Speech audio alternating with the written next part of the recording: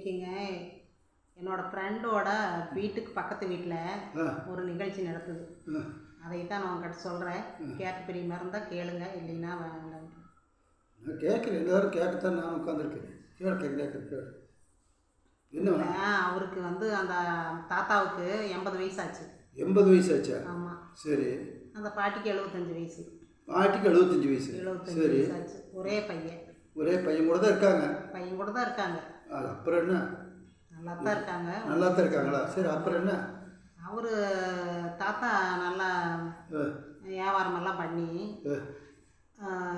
என்னமோ நூல் வியாபாரமே என்னமோ பண்ணாராமா. சரி. பண்ணி வருமானம் அளவாக வந்துட்டு இருந்தது. நல்லா வந்துட்டு இருக்கிறப்போ காசு நல்லா சம்பாரித்து வீடெல்லாம் 2-3 வீடு வாங்கிட்டார். 2-3 வீடு? ஆமாம், 2-3 வீடு தான் வாங்கியிருக்காரு. வீடு தான். சரி, பரவாயில்ல. வீடு வாங்கி பையனுக்கு கல்யாணம் பண்ணி நல்லா இருக்காங்க. சரி. இருந்தாலும் அந்த பாட்டி தாத்தாவுக்கு அப்பப்போ சண்டை.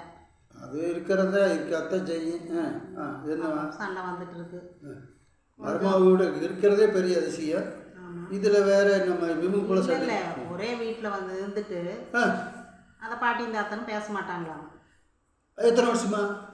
அது பல வருஷமா பேசிக்கலையா? ஆமாம். அடா இது என்னடா இப்படி இருக்குது?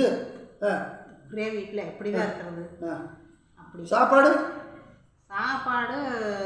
கல்யாணம் ஆனவரகு மகனுக்கு கல்யாணம் ஆனவனுக்கு ஒரே வீட்டில் 2 சாப்பாடு. ஒரே வீட்டில் 2 சாப்பாடு? ஆமாம். ஓ, இதெல்லாம் பெரிய பிரச்சனை நடந்திருக்குது அப்போ. சரி. இப்போ மகன் வந்து அம்மா கிட்ட சாப்பிட்டுக்கலாம், சம்சாரம் செஞ்சதை அதையும் சாப்பிட்டுக்கலாம். சரி, மகனுக்கு பிரச்சனை இல்லை. அம்மா வயந்தான். அம்மா ரொம்ப பிரியமாக தான் இருப்பாப்ல. ஆனால் வந்து சமையல் மட்டும் இங்கே 2 சமையல் பிரச்சனை இல்லை. அப்புறம் மருமக வந்து மாமா மேலே பாசமாக தான் இருந்திருக்கிறாங்கனால அதுலாம் எந்த பிரச்சனையும் இல்லை. அதை பார்த்துட்டு தான் இருந்திருக்கிறாங்க. மாமானா அழகா சொல்லி கூப்பிடுவோம் மாமா. ரொம்பவுமே அது பார்க்க ஒரு டெக்னிக்காக இருக்குங்கிற மாமாவை கூப்பிடுறது வசியம் பண்ண மாதிரி. வசியம் பண்ணுற மாதிரி நல்ல பிள்ளைதான். சரி. நல்லா பிரியமா பேசுவாப்புல. ஆமாம், அந்த மாதிரி தான் என் ஃப்ரெண்டு சொன்னது சொல்கிறேன். அந்த மாதிரி நல்லா எப்படி பாசத்தோட இருக்கிற மாதிரி இருந்திருக்கிறாப்புல. சரி. அப்புறம் பணத்தையெல்லாம் என்ன பண்ணியிருக்காரு, மருமக நல்லா பாசமாக இருக்காளா. சரி, இவர் அப்பப்போ இப்போ 80 வயசு ஆச்சு, ஒரு 75 வயசு, 76-77 வயசு வரையிலுமே பாடுபட்டுருக்கிறாரு.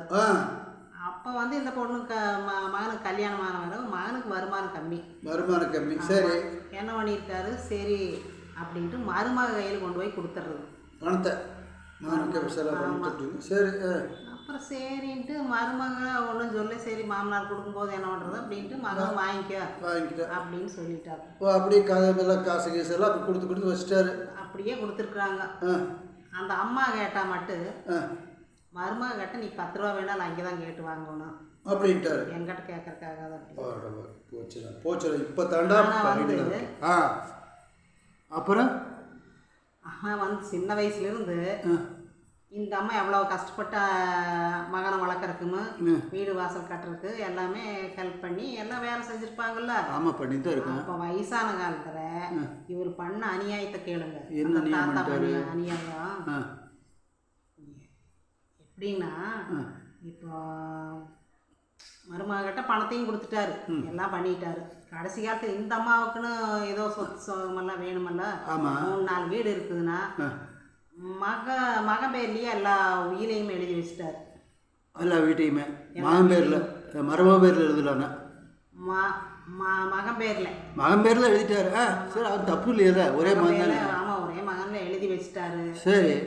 அப்புறம் இந்த அம்மா பேரில் வயசான பிறகு சரி மகன் போடுறாங்களா போடலையோ, இத்தனை நாள் கஷ்டப்பட்டுருக்குறா, போடணும் எழுதணும்னா ஒன்று எழுத மாட்டாரா? வீடு எழுதல. சரி. அது இந்த அம்மாவுக்கு எப்படியே தெரிஞ்சு போச்சு. இவர் ஃபோன் பேசிகிட்டு இருந்திருக்கிறாரு சொந்தத்தில் யாரோ கூட, இப்படி நான் உயிரை எழுதி வச்சுட்டேன், இவளுக்கு மட்டும் இல்லை, மகன் பேர்லேயே போராத்தி. அப்படி என்ன அந்த அம்மா மேலே கடுப்பு வந்துச்சு? அது இடையில இந்த ஐயா வந்து விழுந்துருக்குறாராமா. சரி, இங்கே விழுந்து ஆஸ்பத்திரி ஆக்சிடெண்ட் ஆகி விழுந்து அப்புறம் ரொம்ப முடியாமல் ஆஸ்பத்திரியில் இருந்துருக்குறாங்க. சரி. அப்போ போய் இந்த அம்மா சுத்தமாக பார்க்கல. ஆடாடாடா போய் பாப்பா படுத்திருந்தப்போ போய் பார்க்கல. போய் பார்க்கல, பார்க்கவே இல்லை. அப்புறம் அந்த அம்மா என்ன பண்ணுது, எனக்கு பாடுபடையில் இந்த ஐயம் போகிறா மருமக்கு கட்டவே கட்டவே கொடுத்துருச்சு. அதனால நம்ம எனக்கு நான் அவகட்ட வாங்கி நான் பிச்சை எடுத்து சாப்பிடணுமா? நான் அப்படி என்ன இந்த ஐயா கிட்ட நான் என்ன வேலை செய்யாமையா இருந்து இத்தனை நாள் பாடுபடாமையா இருந்தேன், அதனால நான் இந்த மாதிரி அநியாயம் பண்ணி போட்டார அப்படின்னு அந்த அம்மா கேட்குறாப்புல. சரி, அது நியாயம் தானே. அப்புறம் இந்த விருது ஆஸ்பத்திரியில் போய் படுத்திருந்தாரு, போய் பார்த்துருக்க வேண்டியதான். இந்த அம்மா என் ஒரு தடவை பார்க்கவே போகாமையா இருந்துச்சாம்மா? பார்க்கவே போகாமல் இருந்ததுன்னா இப்போ மருமகிட்ட சம்பள பணத்தை கொடுத்ததுனால சரி இவர் வந்து கொஞ்சம் எதுக்குமே ஒத்துவல். இந்த அம்மா பேசுறதுக்கெல்லாம் அந்த ஐயா ஏட்டி போட்டி பேசிட்டு. சரி, அது வயசான எல்லாருக்கும் இருக்காத ஏட்டி போட்டி தான் இருக்கும். அதனால என்ன பண்ணியிருக்காரு, என்ன பூரா எழுதி வச்சு இப்போ என்ன ஆச்சு? என்ன பண்ணியிருக்காரு, ஊர்ல எல்லாம் இந்த ஐயாவை பேசுறாங்க இப்படியும் பண்ணுவீங்களான்னு. அப்பவும் இந்த அம்மாவும் போய் பார்த்துருக்கணுமல்ல ஆஸ்பத்திரியில. சரி மனுஷன் இருக்கிறதா இருந்தாலும் மருமக கிட்ட தான் கொடுத்துருக்குது, வேற எங்கேயோ கொண்டு போய் கொடுத்துருச்சா அப்படின்னு அதுவும் சொல்றாங்களாமா. 2 பேருக்கு மேலேயும் தப்பு இருக்குது. இந்த ஐயா விழுந்தப்ப அந்த அம்மா பார்த்துருக்கணும். சரி, பார்க்காம மருமக பார்த்துருக்குது. மருமக கிட்ட கொடுக்க இந்த அம்மா ஆட்டும் செலவு கொடுத்துருக்கணும், எல்லாம் பண்ணியிருக்கணும். இப்போ கடைசியில் டோட்டலாக பார்த்ததுன்னா அந்த அம்மாவுக்கு மட்டும் சொத்து இல்லாமல் போச்சு. எதுவுமே இந்த ஐயா திடீர்னு இறந்துட்டாரும் பண்ணியிருந்தாலும் இப்போவே சாப்பாட்டுக்கு சிரமப்பட்டு எடுத்தா அந்த அம்மா தனியாக தான் சாப்பாடு ஆக்குது. ஆனால் கையில் காசு இல்லை அப்படின்ட்டு அழுகுது. அதுக்கு என்ன பண்ணு, இந்த அம்மா வேலை ஏதோ எழுதி இருக்கணுமல்ல ஆமாம் அப்படின்னு இப்போ சொல்கிறாங்களாமா. அதனால்